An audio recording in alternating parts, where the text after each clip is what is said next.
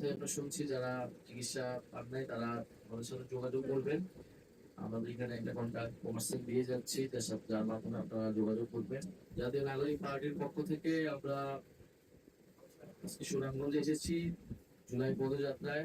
আমরা জানি যারা আহত যোদ্ধা রয়েছেন, দীর্ঘদিন ধরে আমরা কষ্টের মধ্যে দিয়ে আছেন, শারীরিক যন্ত্রণার মধ্যে দিয়ে আছেন, শহীদ পরিবারের সমস্যার মধ্যে দিয়ে আছেন। আমরা সব জায়গায় যাচ্ছি, আপনাদের সমস্যাগুলো শুনছি এবং আমাদের জায়গা থেকে আমরা এগুলো নিয়ে ঢাকায় যখন যাব তখন আমরা এই কাজ করব। যারা খুবই ক্রিটিক্যাল আহত, অনেকের কথাই আমরা শুনছি, যারা চিকিৎসা পান নাই তারা আমাদের সাথে যোগাযোগ করবেন। আমাদের এখানে একটা কন্টাক্ট পার্সন দিয়ে যাচ্ছি, যার মাধ্যমে আপনারা যোগাযোগ করবেন। শহীদ পরিবাররা যারা আইনগত বা মামলা জড়িত বা রাজনৈতিক নিরাপত্তা জনিত কোনো সমস্যায় আছেন, আমরা আমাদের স্থানীয় সংগঠনকে আপনাদের সাথে যোগাযোগ করবেন। আমরা আমাদের জন্য দোয়া রাখবেন। আমরা কাজ করতে চাচ্ছি আপনাদের জন্যই, নতুন দেশ গড়ার জন্যই। আর সর্বোপরি বিচার সংস্কার এবং নতুন সংবিধানের দাবিতে আমাদের এই উদ্যোগ।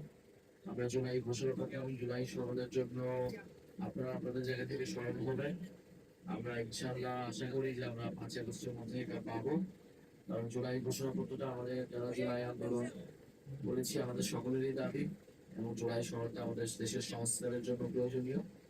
আজকে যেহেতু নামাজের সময় হয়ে গেছে, আমরা বিস্তার আর সময় দিতে পারছি না। আমরা হয়তো কর্মসূচিতে যারা আসবেন তাদের সাথে সেখানে